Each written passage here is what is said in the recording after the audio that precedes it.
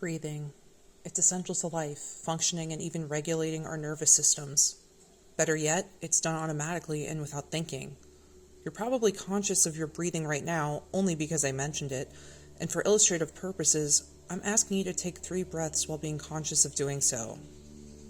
Inhale, exhale, inhale, exhale, inhale, exhale. Pretty simple, right? But what if you had to do that all the time? Can you imagine how much more mental effort life would take if you had to consciously think about every breath you take? Inhale, exhale, inhale, exhale, all day, every day, forever. I think we all can agree it's a great mercy that we don't have to be conscious of our breathing, or else it would be much more difficult to get just about anything done. However, what does conscious breathing have to do with autism? Perhaps some of you might have already caught on, but for those who haven't, let me elucidate further. As a reminder, if you've met one autistic person, you've met one autistic person. My experience as a level 1 high masking autistic is not everyone's experience. And with that out of the way, what does autism feel like? I've been asked this question many times by friends and family, and I've been trying to find a good way to explain it in a way that non-autistics can understand and relate to. I've told them that I often have to script conversations in my head before they happen, closely monitor my word choices and tone, and ensure that I express the correct emotions and affect for certain situations. We all do that, though, is what I'm often told. And you're right. All people, neurodivergent or otherwise, sometimes make conscious decisions about their social interactions. It's part of the human experience, for better or for worse. However, the key difference is that for non-autistics, and perhaps those without social anxiety, your thoughts aren't wholly consumed by considerations regarding social interactions. Conscious breathing and autistic social interactions. I bring up again the example of conscious breathing. Everyone consciously breathes sometimes, and I'm sure you're now aware of your breath once more. But imagine that you had to do this all the time, constantly thinking about inhaling, then exhaling, then inhaling, then exhaling. That's what social interaction feels like for many autistic people. It's a constant mental barrage of questions and considerations. Is my face showing the appropriate amount of emotion? What they said was exciting, so I need to look interested and happy, but not too happy, because then that'd be weird. I need to show an appropriate amount of excitement for the conversation at hand. Oh, they just mentioned that they took a vacation to Spain. Should I mention that I've been to Spain? I don't want to try to seem like I'm one-upping them, so maybe not. But I'm trying to connect with them to show that I'm listening, so maybe.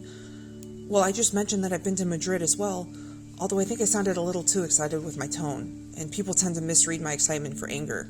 I need to correct that by following it up with something else that shows I'm not upset at all, or worse, trying to one-up them.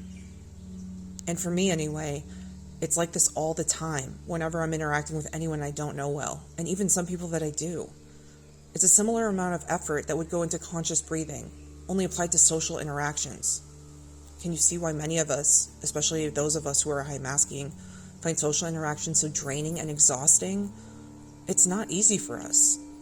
Just as continuous conscious breathing would consume much of your mental bandwidth, so too does social interaction for many autistic individuals.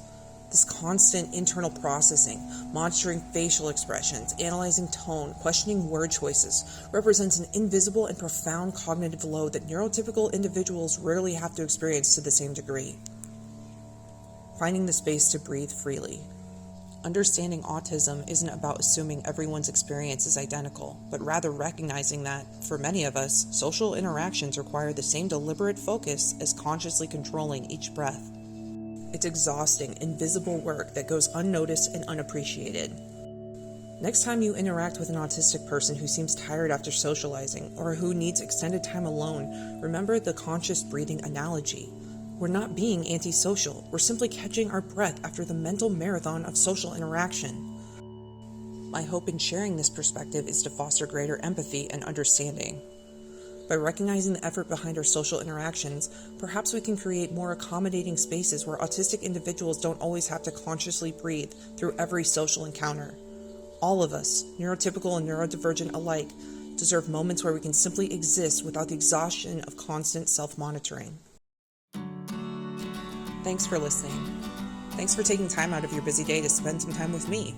I encourage all of my readers and listeners to rise, reflect, improve, strengthen, and evolve, because healing is a lifelong journey. It's not always easy, but it's always worth it. You are loved, cherished, and valued. Don't ever let anyone convince you otherwise. If you enjoy content like this, the easiest free way you can support me is by subscribing, liking, or leaving a comment. Your support and engagement means content like mine can reach more people like you. Otherwise, I'll see you next time I've got a new info dump for you, my Autistics crew.